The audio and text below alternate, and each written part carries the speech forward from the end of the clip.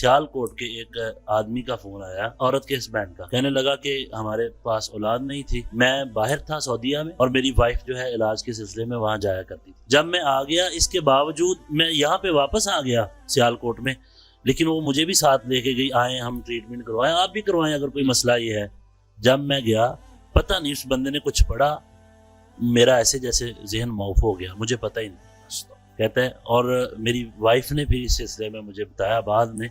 کہ یہ متعدد دفعہ میرے ساتھ ایسی حرکات کر چکا ہے۔ تو میں آپ کو اور سامعین کو بتا نہیں سکتا کہ کس طرح کے الفاظ وہ بیان کر رہا تھا اور وہ رو رہا تھا۔ بسم اللہ الرحمن الرحیم۔ ناظرین، M S Islamic movie studio سے آپ کا میزبان محمد محمود آپ کی خدمت میں حاضر ہے۔ ناظرین، جادو جنات کا علاج جو ہے قرآن و حدیث کے عین مطابق قاری مدثر صدیق صاحب آج ہمارے ساتھ موجود ہیں، اور بالکل ناظرین جادو جنات کے حوالے سے لوگ اتنا پریشان ہو جاتے ہیں کہ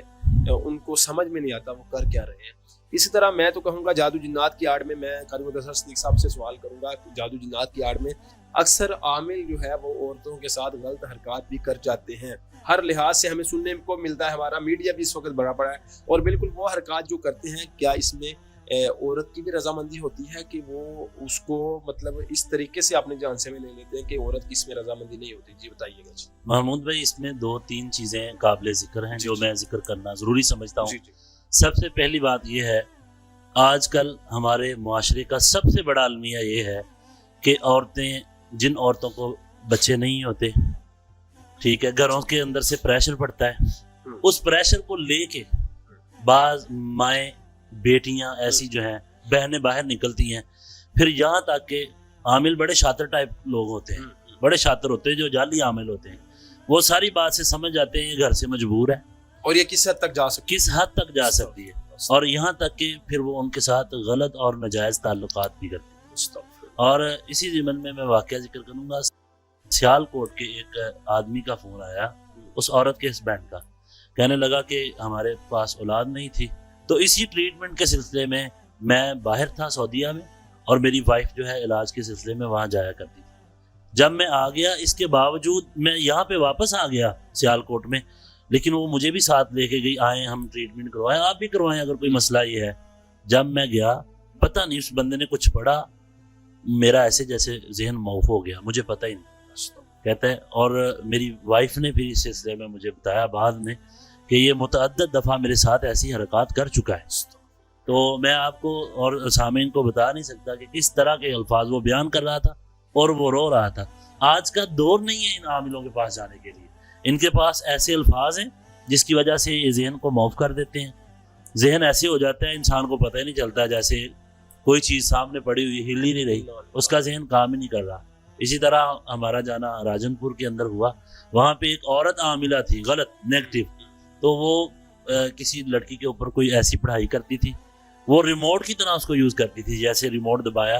اور اس نے جانا جا کے یہ کالا علم ہوتا ہے۔ آپ جتنا شیطان کو راضی کریں گے نا، شیطان کو جتنا زیادہ اللہ کی نافرمانی کے ساتھ اس کو راضی کریں گے شیطان کو، یہ شیطان اتنا زیادہ اور تیزی کے ساتھ کام کرے گا، اور اس کے بڑے نقصانات ہیں۔ اللہ معاف فرمائے، ایسی مائیں بہنیں بیٹیاں جو اولاد لینے کی آڑ میں اپنے خاوند کا کام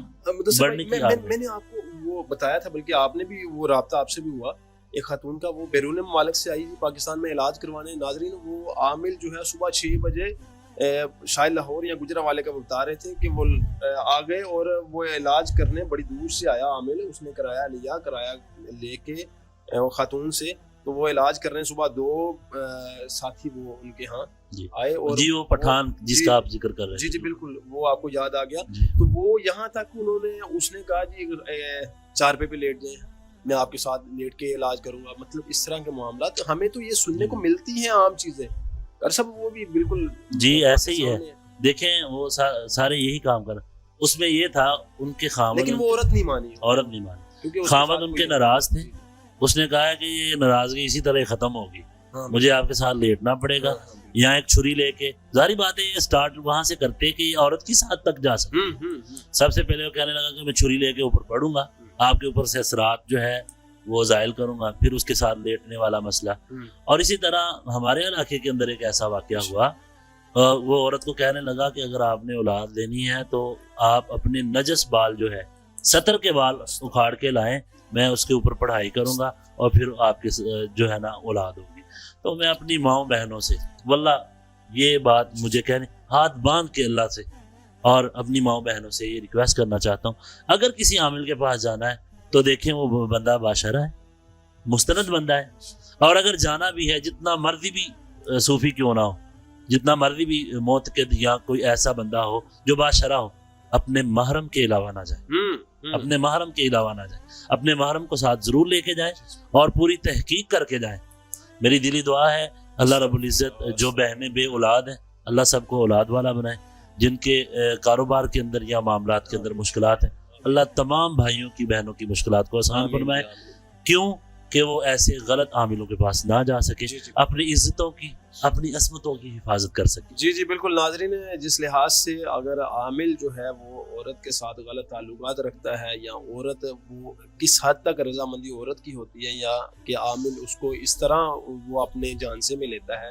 یہ تو قاری مدثر صدیق صاحب نے آپ کو بتایا کہ اس میں عورت کی رضامندی بھی ہونا لازم ہے. مطلب وہ ظاہری بات ہے کہ وہ تھوڑی سی اپنی اولاد لینے کے لیے اگر جا رہی ہے وہاں پہ مجبوری تو ہے, لیکن ظاہری بات ہے رضامندی ہے تو وہ گئی ہے نا وہاں پہ, ٹھیک ہے, اور اس کو پتا بھی ہے میرے ساتھ ایک بار یہ کام ہو گیا ہے, وہ بار بار پھر جا رہی ہے. اور میں ریکویسٹ کروں گا ان گھروں کے اندر جن میں فورس کیا جاتا ہے, جی جس کے اندر فورس اللہ سے مانگا جائے ہر چیز میں, اللہ سے مانگے, اللہ دینے والے ہیں. بے شک بہت سارے ایسے اولیاء کرام ہیں جن کے پاس اولاد نہیں تھی. جی بالکل, ٹھیک ہے, یا تو آپ اولیاء مطلب اللہ والوں سے آپ دعا کروا لیں, اللہ تعالیٰ بالکل سننے والا ہے. وہ بھی تو ہیں جو 3 سال بعد 10 سال بعد کسی بابے کے پاس نہیں جاتے پھر بھی اولاد ان کو ہو جاتی ہے. ابراہیم علیہ السلام 86 سال کی عمر میں اللہ نے اسماعیل اللہ تعالیٰ نے دیکھے نا اولاد دی ہے, اللہ نے تو پھر یہی چیز ان کو حضرت ابراہیم علیہ السلام والا واقعی وہی چیز چلے, یہ چیز ذہن میں رکھ لیں